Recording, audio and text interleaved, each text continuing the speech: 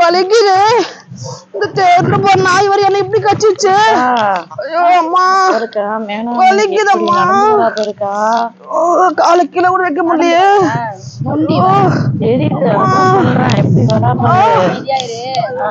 கால் இப்படி வலிக்குது. அப்பா அக்கா அக்கா என்னம்மா நாய் கடிச்சுக்கா. நாய் கடிச்சுக்கா.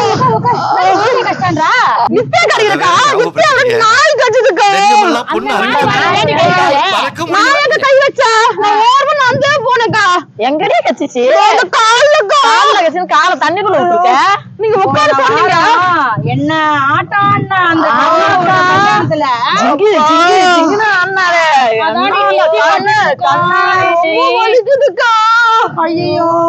போலாமா? போனுக்கா.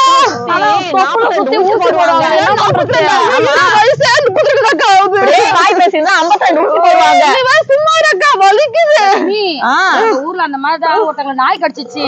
தண்ணிய நாக்கால நக்கி குடிச்சாங்க. சாப்பாட தரையில வச்சு கொஞ்ச நாள் போச்சு வச்சுக்கா. கம்பத்தை பார்த்து பாத்ரூம் போவாங்க. என்னங்க சொல்ற? காக்கா நக்கி நக்கி குடிப்பாங்களா? ஆமா. வாழ்க்கை போச்சா? நானே ஒரு பையனை லவ் பண்ண ஆரம்பிச்சிருக்கேன். ஐயோ போச்சு அவ்வளவுதான். எங்க ஊர்லயும் அதே மாதிரிதான். எங்க வீட்டு பக்கத்து வீட்டு பையனை நாய் கடிச்சிச்சு. அந்த பையன் நாய் மாதிரியே கொலைச்சு செத்தாங்கா. செத்துருவாடிவ சொல்றீங்க? நான் வாழணுக்கா. நாடி சொல்றேன். அது சிம்டம் காமிக்கும். இவ நீ ஒரு 2 நாள் கழிச்சு வர குழைப்ப ஓன்னுவே. நானா குளிப்பணும்.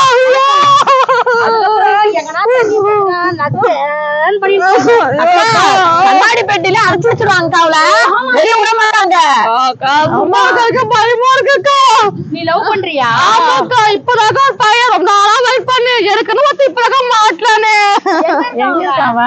அதோ வராம இருக்கா.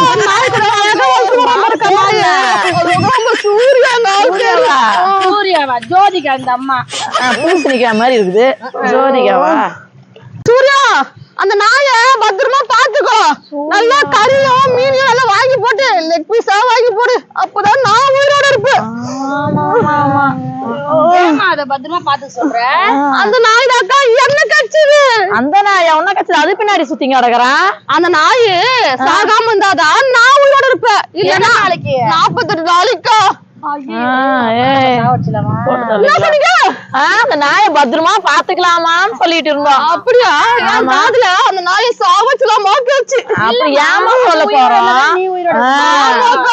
4 பேர் நீ நல்லா வச்சு. அதுக்குதான் நாங்க பத்திரமா பாத்துக்கிறோம். நான் பாத்துனாதான் நான் உனக்கு கல்யாணம் பண்ணி சந்தோஷமா இருப்பேன்க்கா. இன்னொரு ஆடுறதுலயே போயிடும்க்கா. பண்ணிடலாம். அதோட ஜோதிகாவா இருக்கும்னு நினைக்கிறேன். அக்கா வச்சிடலாங்க பிரியாணி. என்ன பிரியாணியா? நாய்க்கு அந்த நாய்க்கு பிரியாணி வைக்கலாம்னு சொன்னோமா? சரிக்கா. எது சொன்னாலும் பேரு பயமா இருக்குக்கா.